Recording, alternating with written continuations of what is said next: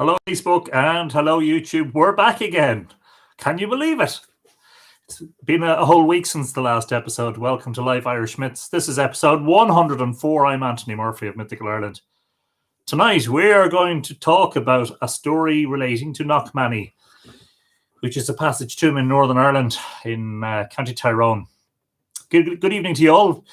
It's been a week, but you know, it's actually felt like longer than a week. I hope you're all keeping safe and well. It's going to take a little bit of adjustment to go to get used to the once a week live myths. But to be honest with you, it's been great for me because I've been able to get other stuff done, including some writing, long overdue. And I hope that you can forgive me for that. On YouTube, oh my God, there's a whole load already. Some of you on Facebook may have to say hello again. Erica Bow says good afternoon. Folja, Erica. Daisy Peters says Kate Mila Folja. Hello, Daisy. Great to see you again. Flower Child says, yes, alive with our tribe. So much love. Brilliant stuff, Flower Child. Very welcome. Hawthorne in the Glen says, from Tyrone, Dungannon. Knockmany is west of me. I visit as much as I can, and it's a good run to the top of the hill too. Red squalls in and around the forest too, which is very rare for the north. It's that red squirrels, is it? Folja, Hawthorne in the Glen. Idiosyncratic is in the house. Hello, Austin Davies says hi all. Hello, Austin. Mandy McCurl says hello, Everett, from a wet, damp, and not very nice evening on the Isle of Mull. I have missed every one of you. Brilliant stuff, Mandy. It's not raining here right now, but the weather's been very wintry this past week. We had a terrific summer during the lockdown, and as the lockdown gets eased, the weather gets worse again. Typical. Office care. The Woodsies say it's not raining in... Is it not raining in Mull? Yes. But is it raining in Monaster Boyce is more of the question. The full Irish GK is in the house. Folja, good evening. Jackie Stevenson says, hello, Anthony, and the wonderful two. I'm so glad to be back with you again. Great to see you, Jackie. Welcome back. I can imagine it's been a week. It's been a long week, hasn't it? It certainly has been for me anyway. Debbie Daly says, hi, Anthony, and all the two. Folja, Debbie. Dew Smeller says, top of the evening to you all. YOUSE. Good evening to you. And on Facebook, Rowan Grove is watching. Tom King is watching. Jack Durkin says, hi, Anthony and Everin. Gia Reeve. Jennifer Foley says, hello, Everin. Banachty. Floyd Stevers says, good evening. Hello. Paula Snow Queen is waving. Brendan Byrne says, brilliant. Hello, Brendan. Jim Conway. Welcome back, Gia Glitch. Folja Jim. Francis Smith says, hi all, hello. Greetings to all from Colorado, says Rowan Grove. Seems longer than a week. Yes, indeed it does. Angel Barboni Smith says, hello. Missed everyone. Guido Bruce is watching. Hello, Guido. Sheila Albert says, so good to see you again, Anthony. Folja, Sheila, nice to see you also. Donna Firer says, hi, Anthony, and all the two. Checking in from Maryland. I have loved the videos. Brilliant stuff, Donna. Glad you're enjoying them. Guido says, hello, how's things? Not too bad on this side. Guido, hope you're keeping well. Desiree Riley is watching. Nick Eska Casterton says, hello, Anthony, and all the wonderful two. Only a week. Seems like a month. I've missed you all. Yeah, I know. You see, we were spoilt there for a while, weren't we? Margaret Ring is watching. Hello, Margaret. Barbara Barney says, hi, Anthony. Hi, everyone. Nice to see everyone. Yes, indeed. It's nice to see you, Barbara. Una Sheehan is watching. Hello, Una.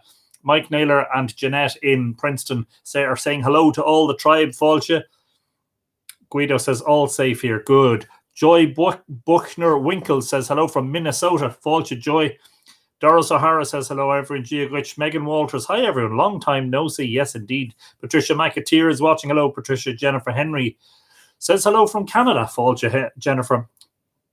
And Patricia McAteer says, hello again. Yes, indeed. Welcome back. Rex Fortenberry says, Gia Glitch from the Baton Rouge Druids. Folja, Rex, great to see you. Sandra Patterson says, hi, Anthony and my fellow Tua. Glad to see you all. Yes, also you, Sandra. Margaret Ring says, well, hello, Anthony. Long time no see, and welcome to all the lovely Tua. Missed you. Yes, indeed.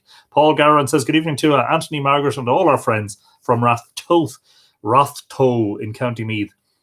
Hello, Paul. Ralph Waldron says, Keid Mila Folja, Arash and Anthony August, Nadina Ishla Golair, Don Tua, Folja, Ralph Freya. Joe Holmes says, Banachty, so good to be back. Trinonoa Anton August Tua, indeed. Hello, Freya.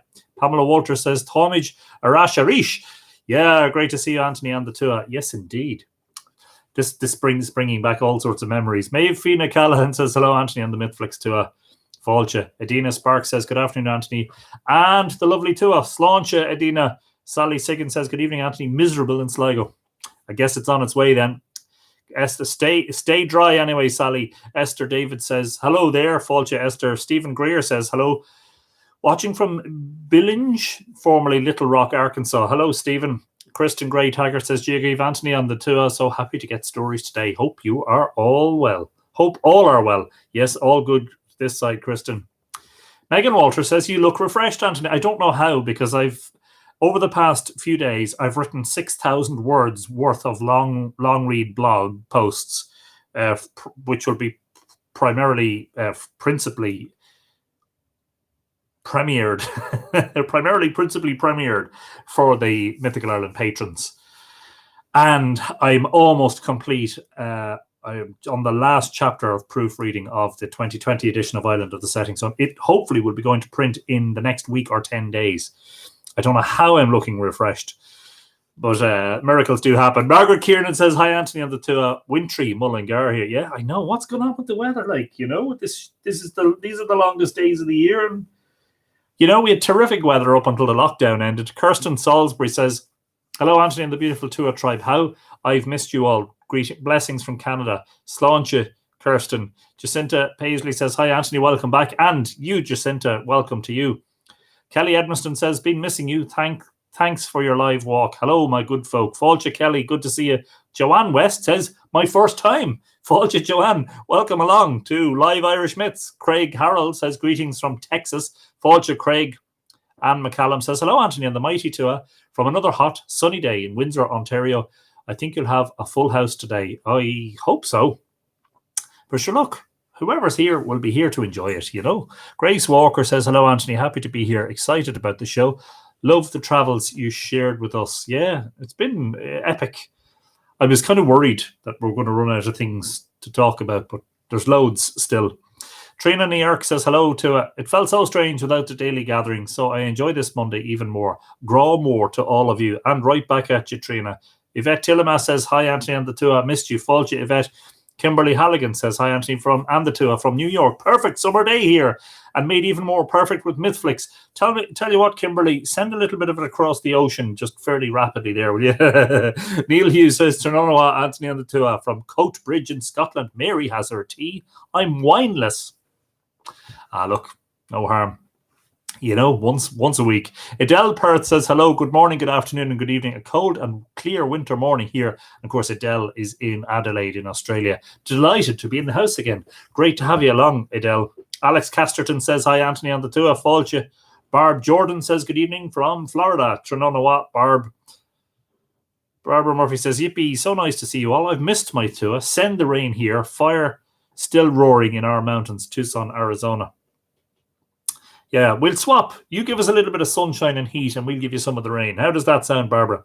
Tom King is in the house, says, good evening, Anthony and the lovely Tua. Just great to be among friends again. Hope all in good health. Yes, indeed, Tom. Great to have you along. Kimberly Field Sipola says, hello, hi, Anthony and the Tua. Hope you're all well, and Anthony accomplished much on all your projects. Yes, still trying to accomplish lots. Patricia Wardell says, hi from Trieste. Hello, Patricia. Tomek Plosyanik is watching. Hello, Tomek. Good to have you along. Mark Gordon says, good day from Iowa. Fáilte, Mark. The Irish American Heritage Museum is watching in Albany, New York. Fáilte, thank you for dropping in. Nice to see you. Judy McQueen says, hello, all Giagrich. Desiree Riley says, hello, Anthony and the Tua. I've missed everyone. It's ridiculously hot and humid in Louisiana. Oh, well, I suppose we can't complain. The humidity isn't bad here. Valencia Smotherman, it looks like. Hello from Longview, Texas. Hot and humid. Not raining just now, but more to come. Paul Campbell says, I can see the comments being posted, but the picture of Anthony is frozen. How is it for others? Hope that's just one person and not everyone. Veronica Casey. Hi, Veronica. Hello. How are you? Long time no see. Yes, indeed. A week that has felt like a month. Barbara Kling says, greetings, Anthony and Tua. Happy for this episode. Cannot join the live, but we'll catch up later. That's okay, Barbara. We'll see you later on. Margaret McKenna says, hello all, and good to see you back. Hello, Margaret. Welcome along. Dawn Hilton says, hi, Anthony. Great to see you all from Lancashire. Hello, Dawn. Fáilte. Yeah, there's a couple of people saying that they've been trying to order the book but can't get to the pay page. I don't know why that, like most of the, yeah, I suppose I've been told that if you're ordering on a phone, sometimes it helps to rotate so that the orientation is the opposite way. I'm not sure if that helps. Or try to order on a different device. I'm not sure. I must discuss that with my web developer. Christina Zaba says, oh, you're here again. Hello, everyone from Bristol. Yes, indeed, Christina. Fáilte. Donna McKee says, hello from Tyrone. Fáilte, Donna. Movanwe says, hi, lovely Tua and Anthony from mid-Wales. I've missed you all. Very glad to be back home now and just that little bit closer to Ireland. Pretty wet and cold here, but the views are amazing. Yeah, Wales is a fabulous place. Do you know that Highland Railway? You know that little narrow gauge railway that runs through parts of central and northwestern Wales? Looks absolutely fantastic. Must go on that train next time I'm in Wales. Philomena Breen is watching. Hello, Philomena. Jane Lidke says hello to everybody. Was just thinking of you and you popped up. Great stuff. Very warm in Ontario. Thank you for posting these in the group page. Get to listen anytime. All that work. You look so fresh. Hi, Coda. Oh, yeah, Coda's quiet. He was out for a walk with a couple of the kids earlier on, and he's relatively quiet so far, but no doubt as soon as there's a mention of dogs in the story, he'll be barking. Sandra Patterson says, I'll have a glass on your behalf, Neil Sludge. Karen Hart says, sweltering in Pittsburgh. Damien Machanvard says, I live 10 minutes away, a magical place where you can get to the site. When you get to the site of Knockmany. Sounds lovely, Damien. Megan Walter says, hot and humid here like a dog's mouth. Oi. Brilliant.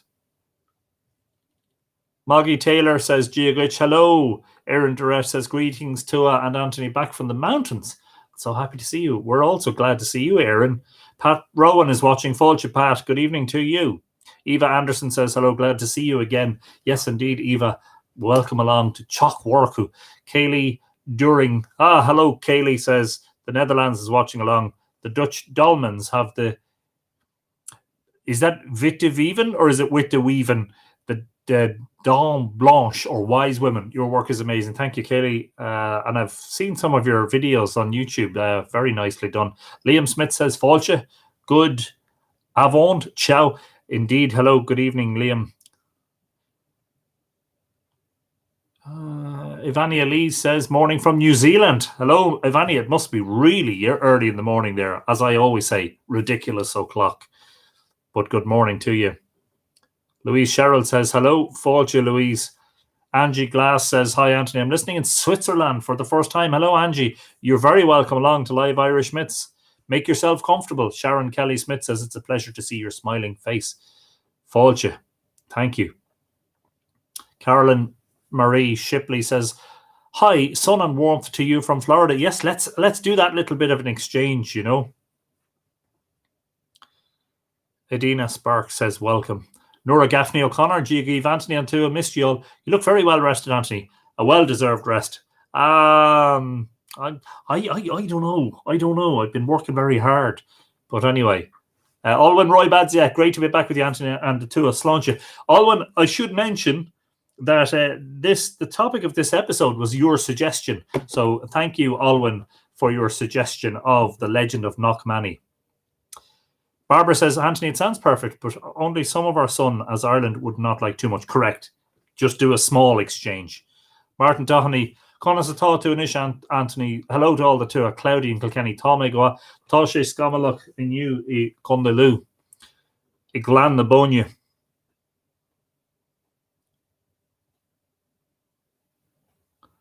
Anthony is moving and warm on this screen, says Paul Garrett. Somebody was saying I was frozen. Never mind. Just throw a bucket of warm water over him, he'd be grand. Rowan Grove. Rowan, was it your birthday? Was it your birthday since the last episode? Happy birthday to you. Teresa McGuinness says, baking sun in North Florida. Fleur Finlay says, hi from Dublin. First time catching you live. Hello, Fleur. Very nice to have you along. Welcome to Live Irish Myths. A few newcomers tonight, which is great to see. If you're having trouble with frozen screens, you can try YouTube as well. youtube.com/Mythical Ireland. Eternal lovely Tua. Hello to all, says Pat Rowan. Hello, Pat. Hope you are well. Great to see you, my friend. Mary Cronin says, hello, Anthony. It's great to see you back. Great to have you back. All of you in the house. It's brilliant. Candace Hamilton Bohonic says, hello from Seattle. Hello, Candace. Fáilte. The West Coasters are in. Elaine Dent Lingenfelter says, oh, hello, Anthony, from Texas. I've missed you. Yeah, I know the feeling. I've missed you guys. I've been busy, but like I've been thinking about you quite a lot. We bookish types are renewed by intellectual pursuits. Socializing can take a lot of energy, even when it's enjoyable, says Megan. That is true too, yeah. Irish American Heritage Museum says, I'm from Kerry myself, so I was delighted that this popped up on my feed. I have shared it on our page. Thank you very much for that. I wonder what's your own personal name. Okay, there's a steam train that passes the house here, just the other side of the river, says Movano. It sounds lovely. Yeah, there's some beautiful preserved railways in Britain, but some of that scenery in Wales is just fabulous. Now I'm going to butcher the pronunciation, but there's is it Festiniog, and there's one that runs down to Porthmadog, and from there up to Carnarvon. And isn't there a narrow gauge railway? Is Festiniog connected to Llangollen? But it's just some of the most beautiful countryside. Looks just like Ireland, of course. Theresa McGuinness says, I hope my book order went through. Do you want me to check right now? I'll tell you what. Send me a message later, Theresa. I can't remember exactly whose names are there, but I'm sure if you made an order, it went through. Raymond Lawson says, I've been missing this, and hello, Fáilte, Raymond. Maria Rodriguez Doyle says, hi from sunny Spain. Maria, could we do a little bit of a swap? You send a little bit of sun this way, and we'll send a little bit of cloud and rain your way. Just a little bit. Margaret McKenna says, hi, Maggie. Ivania Lee says, one day I'll get to Wales. I'm hoping. I am of Welsh descent, born and raised in New Zealand. Wow. Cy B says, good evening from Dull, Limerick. Where has the sunny weather gone? As soon as the lockdown is eased, you know.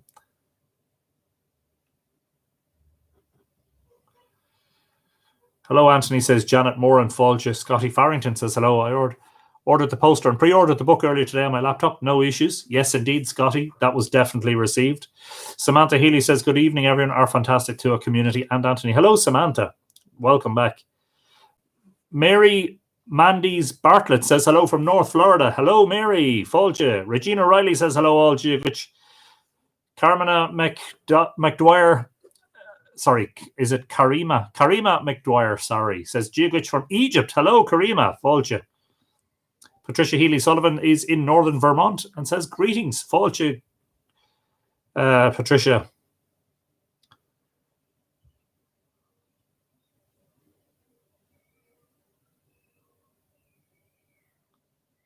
Rogue Vulcan says, South Florida, Fáilte. Okay, I think there's a lot of people just talking to each other, which is lovely to see, as always.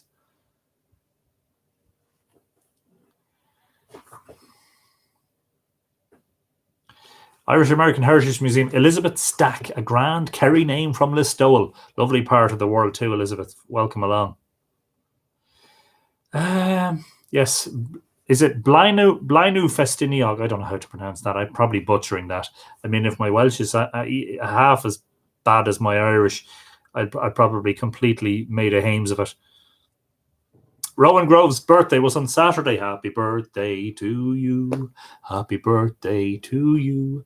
Happy birthday, dear Rowan. Happy birthday from all the Tua to you. You needn't tell us what age you are. That bit's a secret. And it's I know it's impolite to ask. Okay.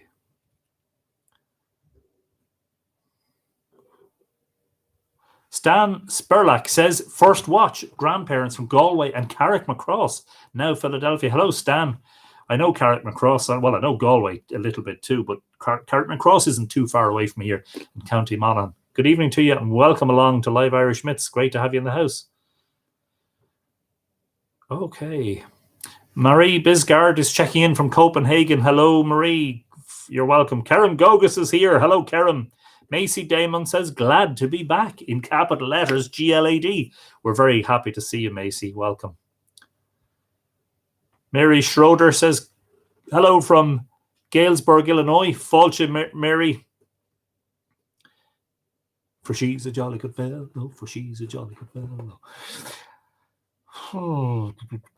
Josie Weatherford says, hello, finally I'm able to make it to the live. So good to see you, and that's on YouTube. Hello, Josie. Welcome along. Michael Patrick Donnelly is here. Hello. I'm not sure if I said hello to some of you here already, but you mean the Festiniog and Welsh Highland Railway? I've not managed it yet, but it looks awesome. It does look fantastic. Sandrine Brady says, bonsoir, dear Tua. Hope you're all well. Lovely to be back. Hello, Sandrine. Great to see you. Julie Flood says, hello from near Boston. Hello, Julie. Fáilte. Brilliant. I think we're up to date at last. What are we on? Oh, my goodness me. That's 20 and 30. A few things to talk about before we start tonight. The first one is, if you haven't seen it already, I have come across a supply of High Man posters. Hey, look at that. I can't fit it into the view. That's how big it is. So the High Man poster is now available to order from my website, which is mythicalireland.com. You go into the gallery and shop and select poster. You'll see it in there. I can paste in the link anyway onto the feed on YouTube and on Facebook. So if you want one of those, I would say do order quickly, because I only have a very limited supply of them. And I know that's a good sales pitch. And as you know, I don't generally use Live Irish Myths as a sales pitch. But today, if you want one of those, and they're printed on this real sort of lovely card. It's like a very, very heavy paper. It's almost like a card, and it's laminated on the front. And also, where the Boyne River is, and it empties out into the Irish Sea, Ballach na Bó Finne, as in the Milky Way. You see the silver foil on the Boyne River there, and the High Man standing in the river. So there you go. Get your order in now. Now the poster costs €15, but the reason that it's a bit more expensive is because the postage rates from Ireland are quite high, unfortunately. Including postage and packaging to the USA, it's another €11 on top of that. Nothing I could do about that, folks, unfortunately. We only have one postal service, and we don't have any competition in that regard. So anyway, get your order in now if you want one. Also to say that, yes, I did mention it already, Island of the Setting Sun 2020 edition will be going to print hopefully in the next week or 10 days, there or thereabouts. And if that's the case, it should be back either by the end of July or by the first week of August. At that stage, I will be fulfilling all the pre-orders. So anybody who pre-orders will be getting the book first. Of course, when it arrives and you order it, you will get it. It'll be posted generally within a day of ordering it. So again, that's on the shop on mythicalireland.com. And just to mention that, I've been working away. I gave it a brief mention already. I've been working away on some long read blog posts for, first and foremost, for patrons. After a little while, generally, the stuff that I give to the patrons first gets released to the general public after a while. What I propose to do is that the material on these long read blog posts will probably make a Live Irish Myths episode in the future. But for the moment, if you want access to that, early and exclusive access, go over to patreon.com/Mythical Ireland and become a patron. And I'd love you to do that. And I'm always sort of really shy about saying it, but today I'm saying become a patron, support Mythical Ireland. You can do so for as little as $1 a month. Don't be shy. So today we're going to be visiting Knockmany, and I'm delighted to see a few people from that part of the world present tonight. I'll just give you a little a hint about, well, Knockmany is a hill in County Tyrone, and it has on or near its peak the ruins of an ancient passage tomb, probably much along the same age as Newgrange. I'm not sure if there are carbon dates for Knockmany, but sometime around 5,000 years ago, or maybe a little bit more. Knockmany, the Hill of Bine, is situated in the Demesne of Cecil, the residence of... This is from George Coffey's book about Newgrange and the other tumuli of Ireland, which was published in 1912. 2.5 miles, 2.5 miles north of the town of Clogher, the seat of the bishopric of that name in the county of Tyrone. The adjoining village of Ocher in the Clogher Valley Tramway lies half a mile nearer Cecil and is the most convenient place from which to visit Knockmany. Well, it might have been in 1912. I'm not sure what the situation is now. The hill forms an outlying eminence of a range of mountainous hills overlooking the river Blackwater. It is beautifully wooded to within a few feet of the top. On the summit are the remains of a rude stone grave and tumulus. Knockmany attains an altitude of 779 feet above sea level. The ground at Cecil is marked at 274 feet on the Ordnance Survey map, so that the hill rises in round numbers about 500 feet above the plain. From the summit, the eye sweeps an almost uninterrupted horizon.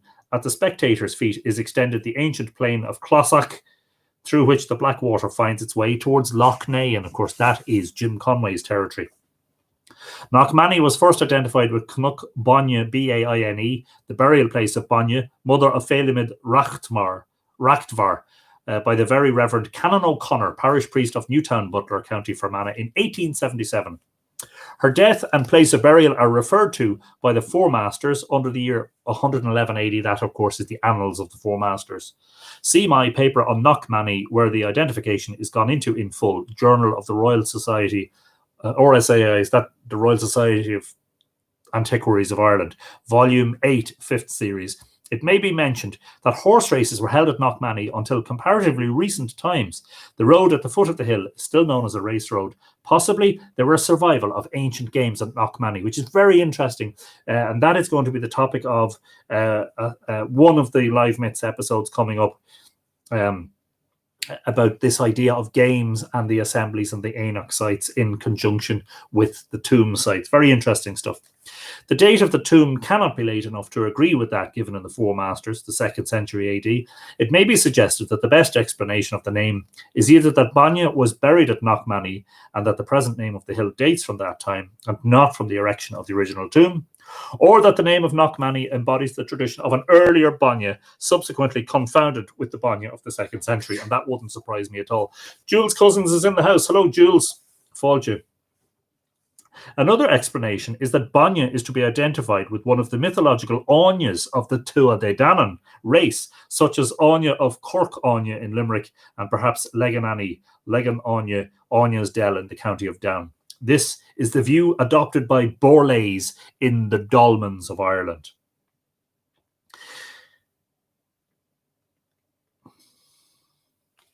Anyway, I'm not going to read the whole lot of that because I want to get on to the story.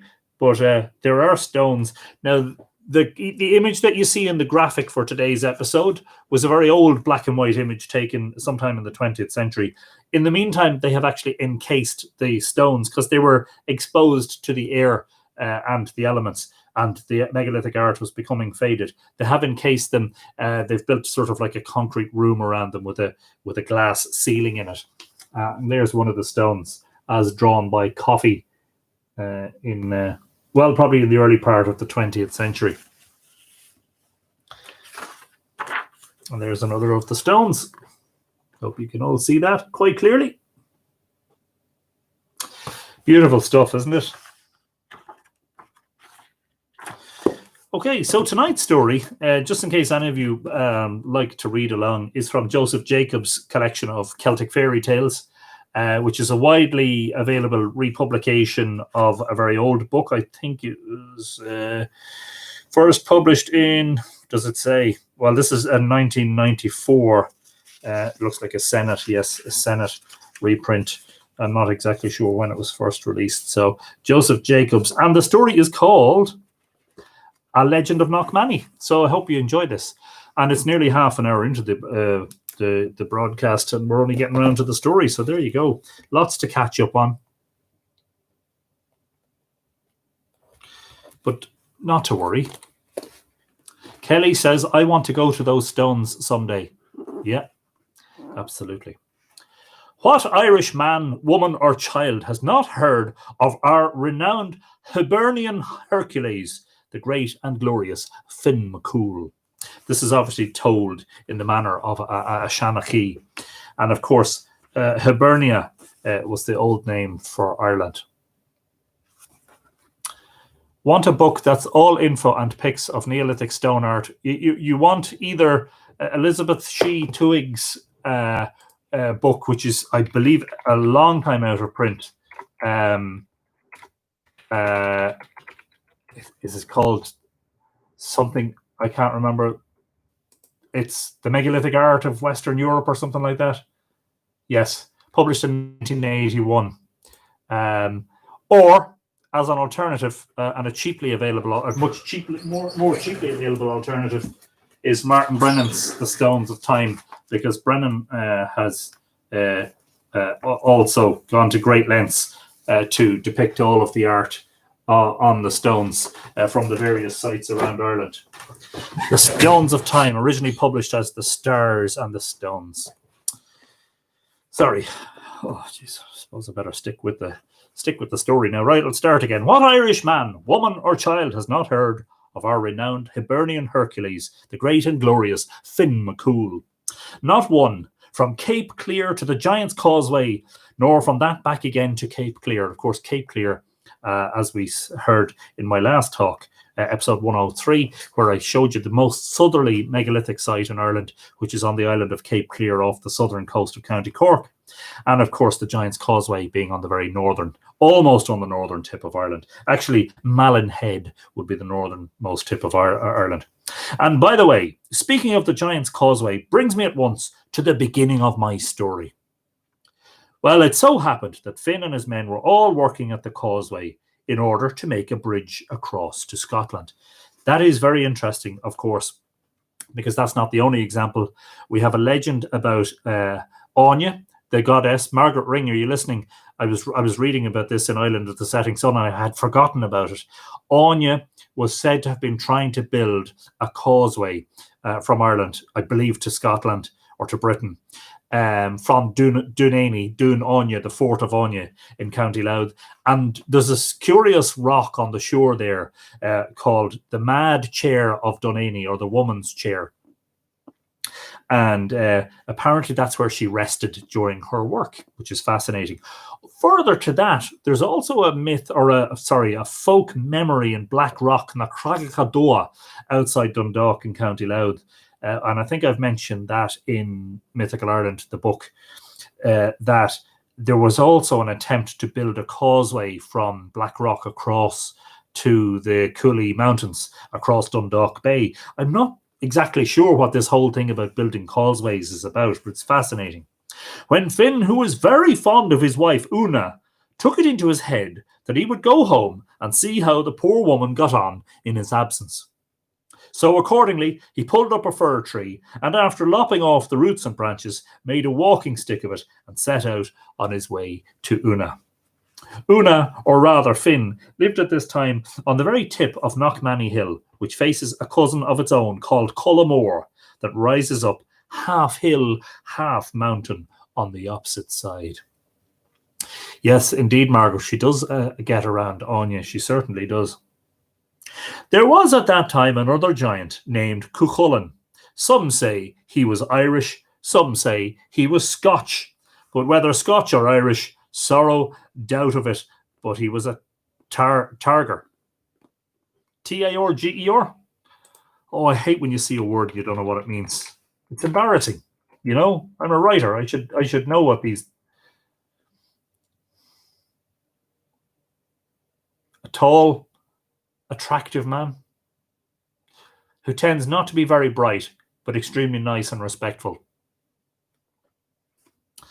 No other giant of the day could stand before him, and such was his strength that, when well vexed, he could give a stamp that shook the country about him. The fame and name of him went far and near, and nothing in the shape of a man, it was said, had any chance with him in a fight. By one blow of his fists, he flattened a thunderbolt and kept it in his pocket, in the shape of a pancake, to show to all his enemies when they were about to fight him. That should scare them off. Undoubtedly, he had given every giant in Ireland a considerable beating, bar Finn McCool himself. And he swore that he would never rest, night or day, winter or summer, till he would serve Finn with the same sauce if he could catch him. Valentina says, good evening from Glastonbury, Fáilte. Good evening, Trinona Valentina. You're welcome along.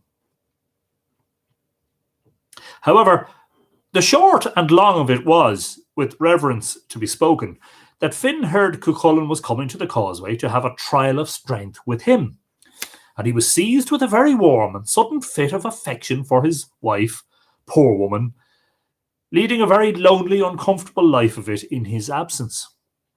He accordingly pulled up the fir tree, as I said before, and having snedded it into a walking stick, set out on his travels to see his darling Una on the top of Knockmany by the way. In truth, the people wondered very much why it was that Finn selected such a windy spot for his dwelling house, so they even went as far as to tell him as much. It's a fascinating thing, isn't it, that so many of the passage tombs were built on hills and mountaintops. They are very cold and exposed places, even on a warm summer's day. What can you name, Mr. McCool, said they. Sorry, what can you main, M-A-N-E, which I think is a colloquialism for mean. What can you main, Mr. McCool, said they, by pitching your tent upon the top of Knockmany, where you never are without a breeze, day or night, winter or summer, and where you're often forced to take your nightcap without either going to bed or turning up your little finger. Aye, and where, besides this, there's the sorrow's own want of water. Of course, that's not such an issue on Slieve Gullion, where there's a lake at the top of the mountain. Very convenient. Sorry. Noses drive me mad. Very itchy. Is an itchy nose a sign of money? Probably not. That's an itchy palm, isn't it? An itchy nose is a sign that you need to blow it. Why, said Finn, ever since I was the height of a round tower, I was known to be fond of having a good prospect of my own. And where the Dickens neighbours could I find a better spot for a good prospect than from the top of Knockmany? As for water, I am sinking a pump, and please goodness, as soon as the causeway's made, I intend to finish it. Now, this was more of Finn's philosophy, for the real state of the case was that he pitched upon the top of Knockmany in order that he might be able to see Cuchulainn coming towards his house. All we have to say is that if he wanted a spot from which to keep a sharp lookout, and between ourselves, he did want it grievously, barring Slieve Croob or Slieve Donard, or its own cousin, Cullamore, he could not find a neater or more convenient situation for it in the sweet and sagacious province of Ulster. God save all here, said Finn good-humouredly, on putting his honest face into his own door. Musha, Finn, avick, and you're welcome home to your own Una, you darling bully. Here followed a smack that is said to have made the waters of the lake at the bottom of the hill curl, as it were, with kindness and sympathy. Finn spent 2 or 3 happy days with Una and felt himself very comfortable, considering the dread he had of Cuchulainn. This, however, grew upon him so much that his wife could not but perceive something lay on his mind, which he kept altogether to himself. Let a woman alone, in the meantime, for ferreting or wheedling a secret out of her good man when she wishes. Finn was a proof of this.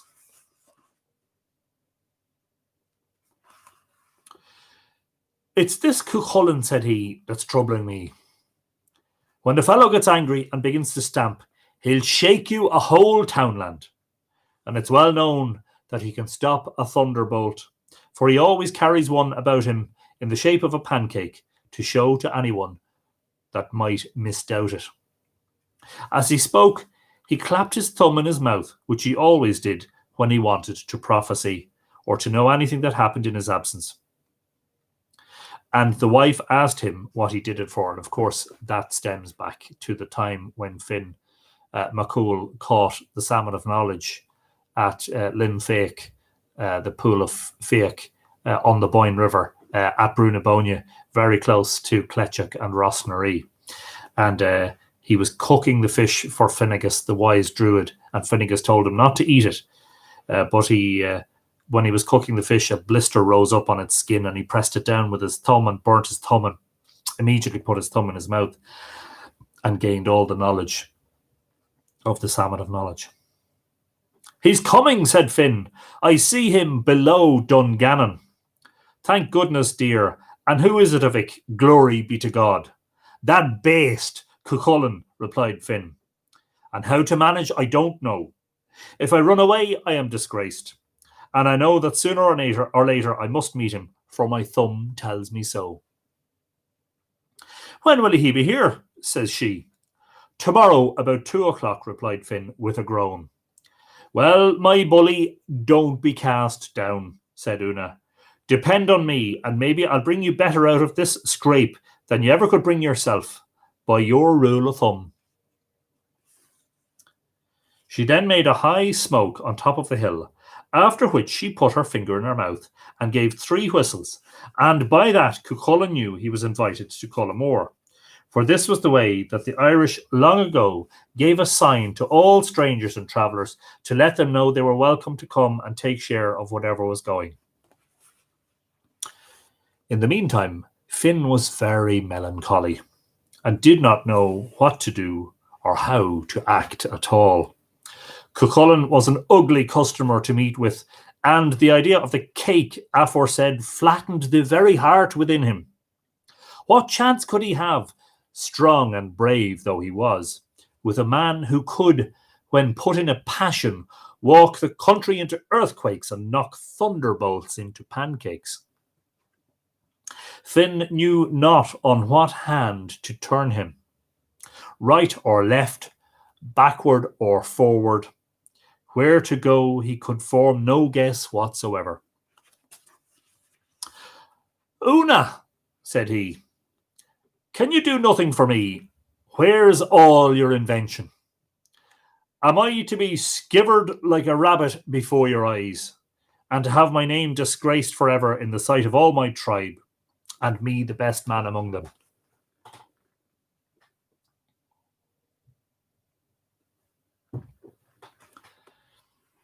"How am I to fight this man-mountain, this huge cross between an earthquake and a thunderbolt, with a pancake in his pocket that was once—" "Be easy, Finn," replied Una.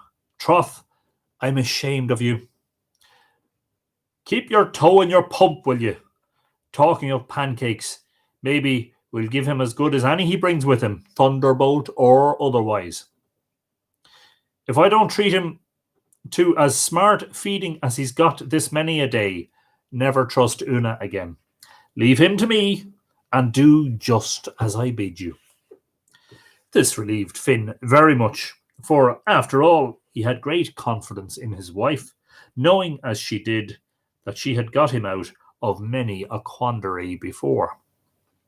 Una then drew the 9 woolen threads of different colours, which she always did to find out the best way of succeeding in anything of importance she went about. She then plaited them into 3 plaits, with 3 colours in each, putting one on her right arm, one around her heart, and the third round her right ankle. For then she knew that nothing could fail with her that she undertook. Ah, yes, the poor old Finn is getting an awful slag in here from the ladies. Probably right, probably typical man. He's, behind every man is a good woman doing everything for him, making sure everything's done right. Having everything now prepared, she went round to the neighbours and borrowed 21 iron griddles, which she took and kneaded into the hearts of 21 cakes of bread. And these she baked on the fire in the usual way, setting them aside in the cupboard according as they were done. "Did your fish eat hazelnuts?" says Paul. Yes, absolutely. Is this the Welsh version? Yeah, I'd be interested to know that, because of the Irish one, of course, that's where the salmon gets its knowledge. She then put down a large pot of new milk, which she made into curds and whey. I'm yawning. Oh, I told you I was tired, didn't I? Having done all this, she sat down quite contented, waiting for his arrival on the next day, about 2 o'clock, that being the hour at which he was expected. For Finn knew as much by the sucking of his thumb. Now, this was a curious property that Finn's thumb had. In this very thing, moreover, he was very much resembled by his great foe, Cuchulainn. It's also known as Concullen, Cu and Con being words for a hound. For it was well known that the huge strength he possessed all lay in the middle finger of his right hand, and that, if he happened by any mischance to lose it, he was no more, for all his bulk, than a common man. Helen Guinan is in the house. Your Majesty, did I prostrate myself enough? Did I please you in this bidding, Mom? At length, the next day, Cuchulainn was seen coming across the valley, and Una knew that it was time to commence operations. She immediately brought the cradle and made Finn to lie down in it and cover himself up with the clothes. You must pass for your own child, said she, so just lie there snug and say nothing, but be guided by me.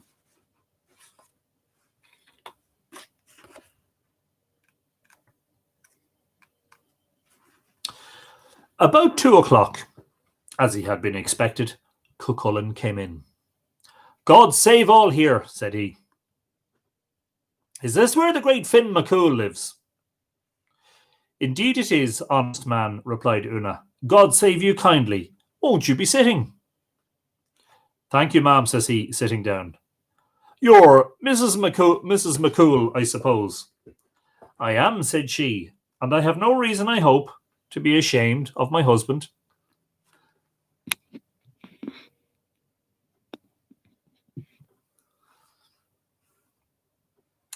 No, said the other. He has the name of being the strongest and bravest man in Ireland. But for all that, there's a man not far from you that's very desirous of taking a shake with him. Taking a shake. Is he at home? Why, then, no, she replied. And if ever a man left his house in a fury, he did. It appears that someone told him of a big bastoon of a giant called Cuchulainn being down at the causeway to look for him. And so he set out there to try if he could catch him. Troth, I hope, for the poor giant's sake, he won't meet with him, for if he does, Finn will make paste of him at once. Excuse me.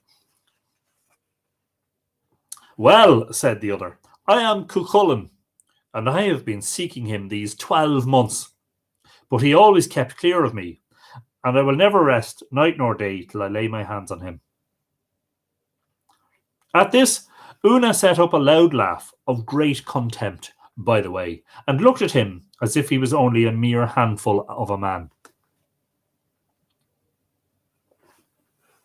Is Alistair Chambers in the house, is he? I didn't see that. I didn't get no notification. If Alistair is here, hi Alistair. Good to see you.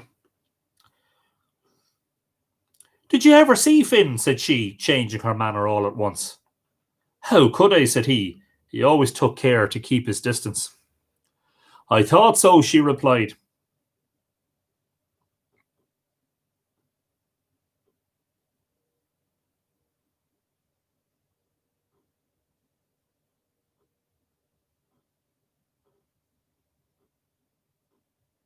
Yeah, I presume that taking a shape with him basically means, taking a shake with him refers to the thunderous earthquake that would happen if the two of them were to fight together. I thought so, she replied. I judged as much, and if you take my advice, you poor-looking creature, you'll pray night and day that you'll never see him. For I tell you, it will be a black day for you when you do. But in the meantime, you perceive that the wind's on the door, And as Finn himself is from home, maybe you'd be civil enough to turn the house, for it's always what Finn does when he's here. This was a startler even to Cuchulainn, but he got up, however, and after pulling the middle finger of his right hand until it cracked 3 times, he went outside and, getting his arms about the house, turned it as she had wished. When Finn saw this, he felt the sweat of fear oozing out through every pore of his skin. But Una, depending upon her woman's wit, felt not a whit daunted. "Ara, then," said she, "as you are so civil, maybe you'd do another obliging turn for us, as Finn's not here to do it himself. You see, after this long stretch of dry weather we feel very badly off for want of water. Now, Finn says there's a fine spring well somewhere under the rocks behind the hill here below, and it was his intention to pull them asunder. But having heard of you, he left the place in such a fury that he never thought of it. Now, if you try to find it, troth I'd feel it a kindness." She then brought Cuchulainn down to see the place, which was then all one solid rock. And after looking at it for some time, he cracked his right middle finger 9 times and, stooping down, tore a cleft about 400 feet deep and 1/4 of a mile in length, which has since been christened by the name of Lumford's Glen. And undoubtedly, that has echoes, doesn't it, of some sort of a very ancient creation myth. When you hear about giants gouging out sections of mountain and turning them into a valley, that sounds like something very, very ancient. "You'll now come in," says she, "and eat a bit of such humble fare as we can give you. Finn, even although he and you are enemies, would scorn not to treat you kindly in his own house. And indeed, if I didn't do it even in his absence, he would not be pleased with me." She accordingly brought him in, and placing 6 of the cakes we spoke of before him, together with a can or 2 of butter, a side of boiled bacon, and a stack of cabbage, she desired him to help himself. For this, be it known, was long before the invention of potatoes. The invention. For the word invention, swap the arrival into Ireland of potatoes. Cuchulainn put one of the cakes in his mouth to take a huge whack out of it, when he made a thundering noise, something between a growl and a yell. "Blood and fury!" he shouted. "How is this? Here are 2 of my teeth out. What kind of bread is this you gave me?" "What's the matter?" said Una coolly. "Matter!" shouted the other again. "Why, here are 2 of the best teeth in my head gone."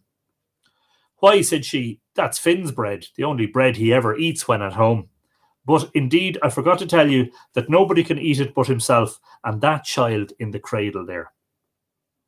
I thought, however, that, as you were reported to be rather a stout little fellow of your size, you might be able to manage it, and I did not wish to affront a man that thinks himself able to fight Finn. Here's another cake. Maybe it's not so hard as that." Cuchulainn at the moment was not only hungry, but ravenous, so he accordingly made a fresh set at the 2nd cake, and immediately another yell was heard twice as loud as the first. "Thunder and gibbets!" he roared. "Take your bread out of this, or I will not have a tooth in my head. There's another pair of them gone." "Well, honest man," replied Una, "if you're not able to eat the bread, say so quietly, and don't be wakening the child in the cradle there. There now, he's awake upon me." Finn now gave a skirl that startled the giant, as coming from such a youngster as he was supposed to be. "Mother," said he, "I'm hungry. Get me something to eat." Una went over, and putting into his hand a cake that had no griddle in it, Finn, whose appetite in the meantime had been sharpened by seeing eating going forward, soon swallowed it. Cuchulainn was thunderstruck, and secretly thanked his stars that he had the good fortune to miss meeting Finn, for, as he said to himself, I'd have no chance with a man who could eat such bread as that, which even his son that's but in his cradle can munch before my eyes. And Vicky Wallace Southall is in the house. Hello, Vicky. Welcome back to Live Irish Myths. It's been a week. Hope you've been keeping well. And hello to Evan as well, if you're there. Hi, Evan.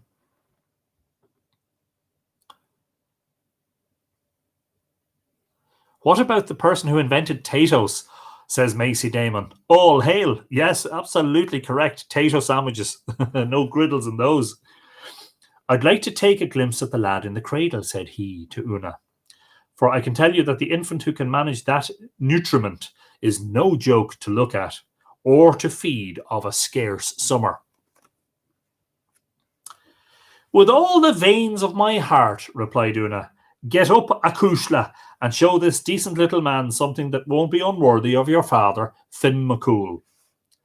Finn, who was dressed for the occasion as much like a boy as possible, got up, and bringing Cuchulainn out, Are you strong? Said he. Paul Garrett says, not chewable, that. Brilliant. What do you see? Clouds of blood will come to you as you try to eat a pancake or a bun that has an iron griddle in the middle of it.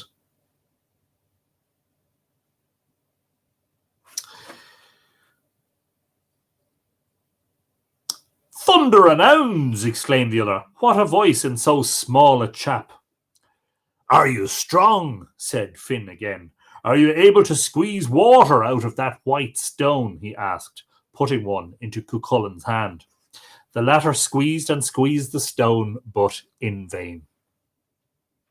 Ah, you're a poor creature, said Finn. You're a giant.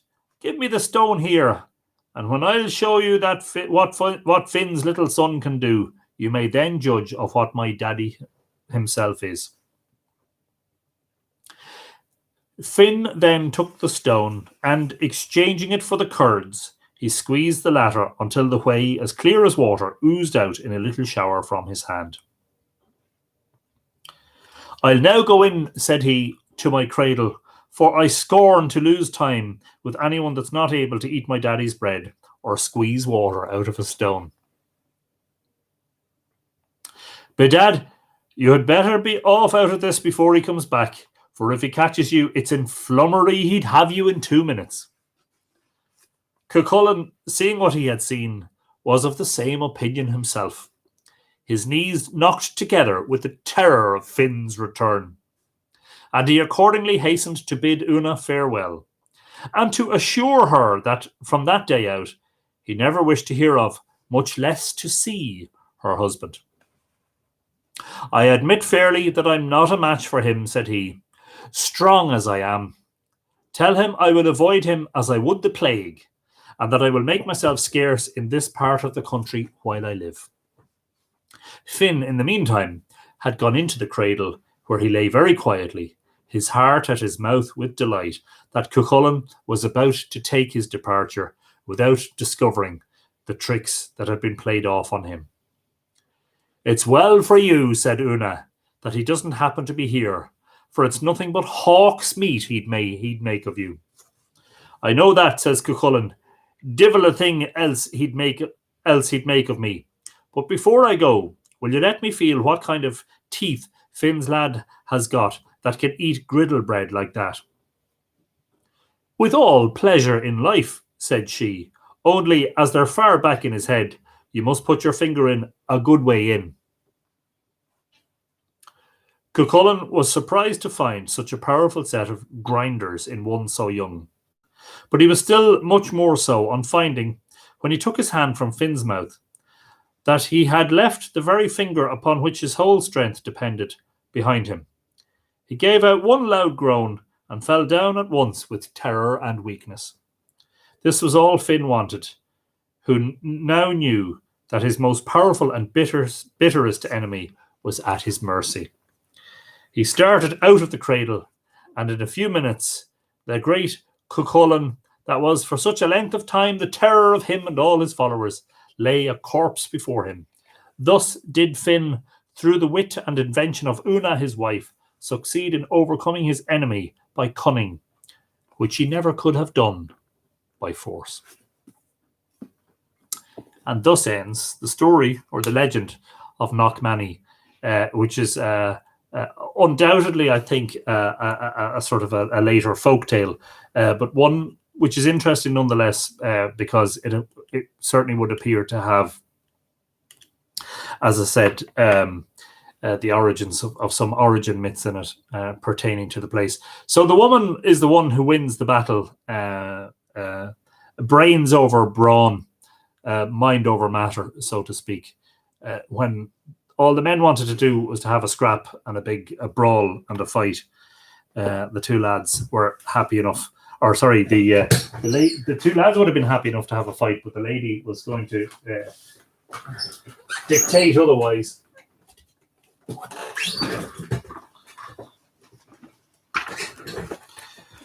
Just want to see what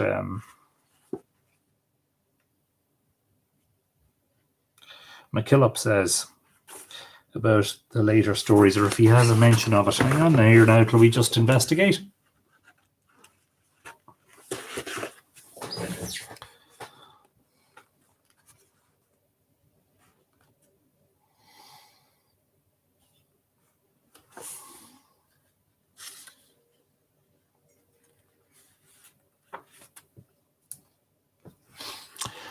This is interesting.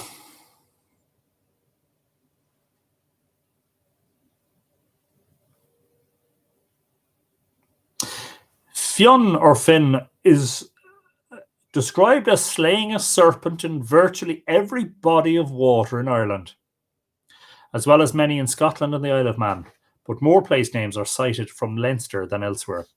Numerous passes between mountains are thought to have been cut by his sword, and landmarks such as caves and finger stones, bare vertical rocks, attributed to Fionn abound. Fionn McCool's or Finn McCool's fingers. At Glenroy in Inverness-shire, Scotland, the parallel roads, horizontal markers from ancient glacial lakes, were attributed to Fionn. He is often seen as the victor in battles, but few are described in detail. The most extensive is the account of the repulsion of an invasion of Ventry Harbour, County Kerry, in Cathfiontra, or the Battle of Ventry. Other invaders to be repulsed came from the north, the Norsemen or Vikings from Lochlan. Within Ireland, Fionn's mortal adversaries are often identified with Connacht, perhaps an inheritance of his father Coel's contention with Con Céadchach, Con of the 100 Battles. Over the centuries, this rivalry is embodied in Gol MacMorna. Other opponents, Arcadov, Borva, or Jalradov, are not rooted geographically. More celebrated are Fionn's several supernatural adversaries, especially Alain MacMíne, the burner of Tara, whom he kills to great acclaim, and Culdubh MacFeadga, a food thief. In the extensive series of tales of the Bruin type, Bruin being a hostile, Tugol Bruin da. Am I getting that right? Tugol Bruin da Durga. Sorry. Brunya, yeah, sorry. Fionn and his men are trapped in a magical dwelling and cannot get out without help. A representative example is Bruin Chortoin, the hostel of the Quicken Tree. Some of Fionn's supernatural adventures are clearly allegories, as in the 15th century story of an encounter with an old man, a ram, and a beautiful young woman. The ram, who butts their food from the table and cannot be restrained, is the world. The beautiful woman, who rejects Fionn's advances, telling him that he has had her already, is youth. And the old man, who easily ties up the ram, is age itself, which subdues all. Many Fenian tales display a coarse humour, and in some of them from oral tradition, he is portrayed as a slapstick figure himself. But in the most popular of these of the Céideach or comic helper tales, of which at least 128 survive. Fionn recedes into the background and his men take the brunt of the raillery. Fionn is most unattractive in Tuireacht Diarmaide agus Gráine, the pursuit of Diarmid and Gráine, in which the old warrior is betrothed to the unwilling Gráine, who runs off with the handsome young Diarmid, a member of the Fianna. Not only does Fionn's desire for Gráine appear unsavoury, but he withholds use of his healing powers from her swain when he is gored by a boar. Fionn appears at his most attractive in narratives that view him conventionally from some time after his passing. The longest and best known of these is Achaló nos Seanach, the colloquy of the elders. Those elders are Fionn's son Oisín and a compatriot Caillte, who also serve as conventional narrators in an immense body of literature from oral traditions. Perhaps the most impressive Irish collection is the Dúnadh Finn, compiled at Louvain and Ostend in the 17th century. Fascinatingly, I have read that at the time when some of the great epics were being written down, like Táin Bó Cúailnge, etc., that the monks of the scriptoria in the monasteries didn't write down the stories of the Fianna because they were so commonplace and because everybody knew them. They didn't think they needed to write them down. And apparently one of the reasons that such a great body of stories about Fionn survived into the modern era is because a lot of them actually travelled abroad to Scotland and came back again. And so one of the things that Ireland and Scotland have in common, apart from a language that is very, very similar, is this common thread of mythology, the stories of Finn and the Fianna. Not forgetting, too, also that Deirdre of the Sorrows travelled to Alba or Scotland and came back again, and also that Cuchulainn was trained by the mysterious warrior woman Scáthach. I think wasn't that in Alba as well? So it's very interesting. Some people asking about the tree. Jim Conway says Finn McCool is said to have put Clockmore, the big stone, on top of the mountain above Rostrevor. Yes, he apparently hammered Ben Donner, the Scottish giant, into the ground with the stone, a story which describes a glacial action on the mountain. Yeah, because it is a huge glacial erratic, Jim, isn't it? And of course, this thing about Finn throwing standing stones is very interesting. There's a pair of standing stones at Barnavadogue in the middle of County Louth that, according to local tradition, were thrown there by Finn and his wife from the top of Slieve Gullion. And of course, they had a competition with each other as to who could throw the stone the furthest. I can't immediately remember offhand who won, who threw the stone the furthest. I suspect it might have been his wife, based on tonight's story. She seems to have had the upper hand in certain matters.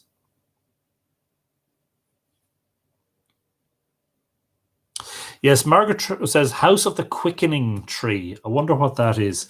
Yeah, let me just see if I can extrapolate that for you. I'm not in any immediate rush because this is the one and only episode this week, and it'll be a week before we come back again. What was the Irish? What was the Irish now? Yes. Brian Chairthin. So it's obviously a compound. Hang on until I just find the dictionary of the Irish language. Hopefully might be able to help us. If not, we'll have to look further afield. A-O-R-T-H-A-I-N-N.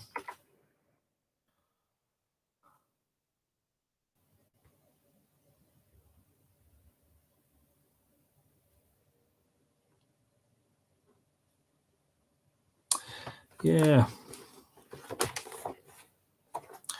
I'm not immediately sure what the quickening tree is. Does anybody else know what that is? There a sort of a what is a quickening tree? What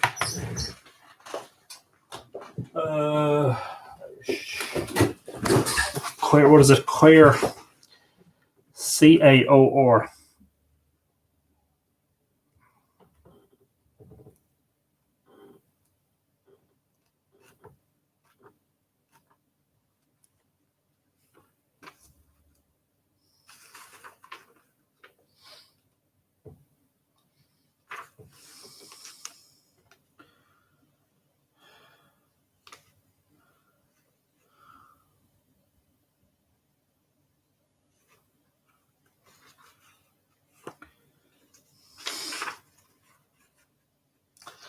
In compounds, blazing, wild, or red. Clear, a round mass, a ball or a globe. A berry, especially a rowan or mountain berry. Queer then. So the second part of the word is THAINN, TAINN.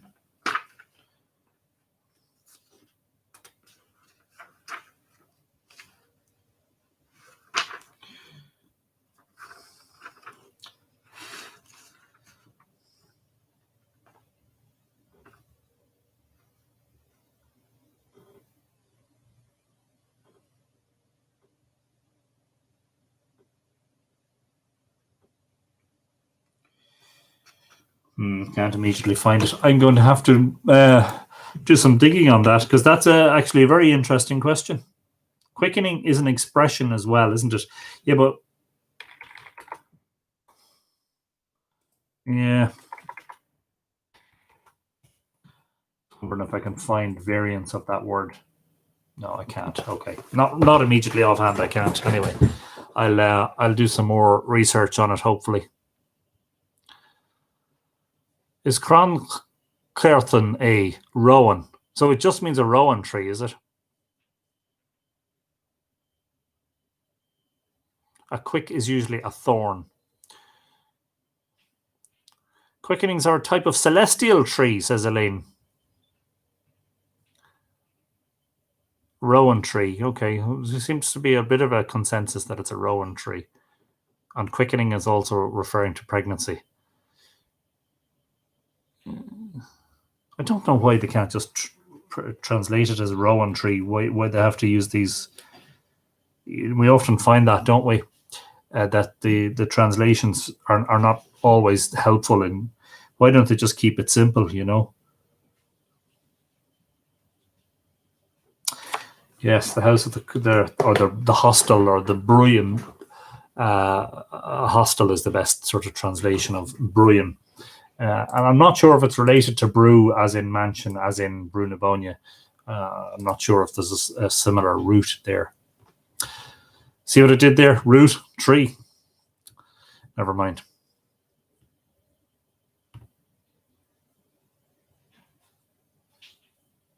Curious Celt says, any more info on the connection with Queen Anya of the Sidhe?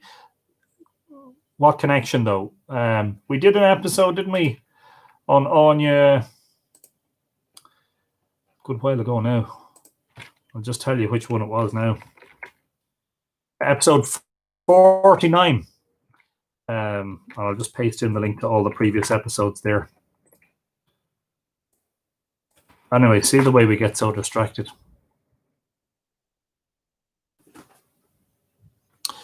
I found this, says Kathy May.